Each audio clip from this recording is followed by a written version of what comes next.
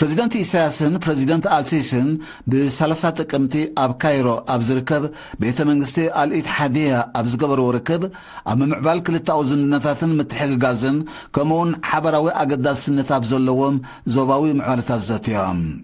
ኣብቲ ሚኒስትራት ጉዳያት ወፃኢ ክልቲአን ሃገራት ዝተሳተፈዎ ርክብ ፕሬዚደንት ኢሳያስን ፕሬዚደንት አልሲስን ንታሪኻዊ ዝምድናታት ኤርትራን ግብፅን ኣቐዲሙ ዝተበፅሐ ስምምዓትን ዝተገብረ ምርድኣትን ገስጋሱን ብምግንዛብ ኣብ ዝተፈላለየ መዳያት ዝግበር ሽርክነታዊ ምትሕጋዝ ንምድንፋዕ ተሰማሚዖም ኣብ ዞባዊ ጉዳያትን ምዕባለታትን ብሓፈሻ ኣብ ኩነታት ሱዳን ሶማልን ፀጥታ ቀይሕ ባሕርን ድማ ብፍላይ ኣተኪሮም ኣብ ዝገበርዎ ዘተ ድማ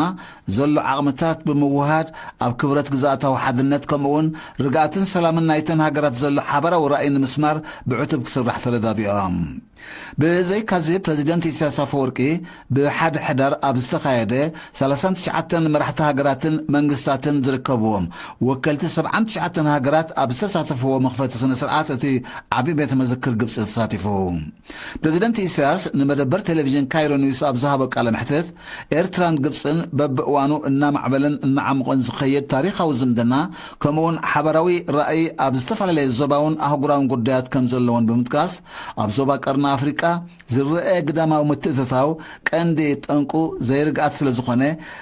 ሃገራት ዞባ ሰላምን ፀጥታን ክወሓስ ብሓባር ክሰርሓን ፃዕርታትን ከወሃደን ከም ዝግባእ ኣስሚሩ ኣለዉ